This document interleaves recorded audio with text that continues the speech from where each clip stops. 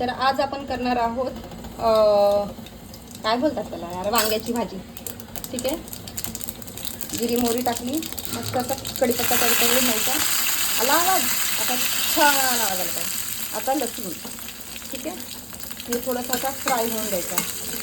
मी तेल तापवून घेतलं आहे अगोदरच. आता तेलाचा थोडासा असा वास आला पाहिजे. ठीक आहे. आता याच्यात आपण टाकणार आहोत हिंग, थोडंसं हिंग, जास्त नाही. ठीक आहे. आता टाकणार आहोत आपण कांदा. वांग्याच्या भाजीला ना कांदा जास्त टाकायचा. मी बटाटा टाकत नाही, मी फक्त कांदा आणि टमॅटो टाकते आणि वांगी आणि आपला जो घरचा मसाला असेल तो.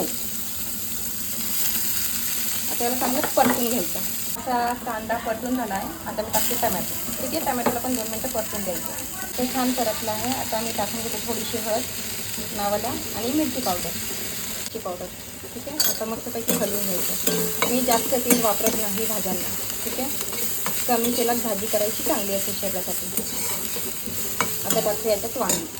पाण्यात भिजून ठेवली आहे मग जेणेकरून ती काळी पडू नये. ठीक आहे.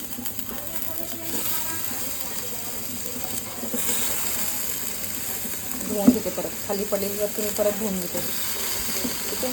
आता याला आता वाटीवरती शिजून द्यायचं आणि शिजल्यावरती आपण टाकणार आहोत कोथिंबीर. भाजी ऑलमोस्ट शिजली आहे. आता मी टाकून घेते मीठ. तुम्ही बघू शकता मस्त भाजी शिजली. आणि माझा डाळ भाताचा कुकर पण झाला आहे, साईडने होत होता तो. बस, जास्त मीठ मला स्वतःला आवडत नाही. खारट झाली तर चांगली नाही लागणार होती. मीठ कधी पण ना शेवटी टाकायचं, त्याने वेगळी चव येते असं मी ऐकलं आहे, माहिती नाही. आता आपण टाकू याच्यावरती मस्त चिरलेली कोथिंबीर.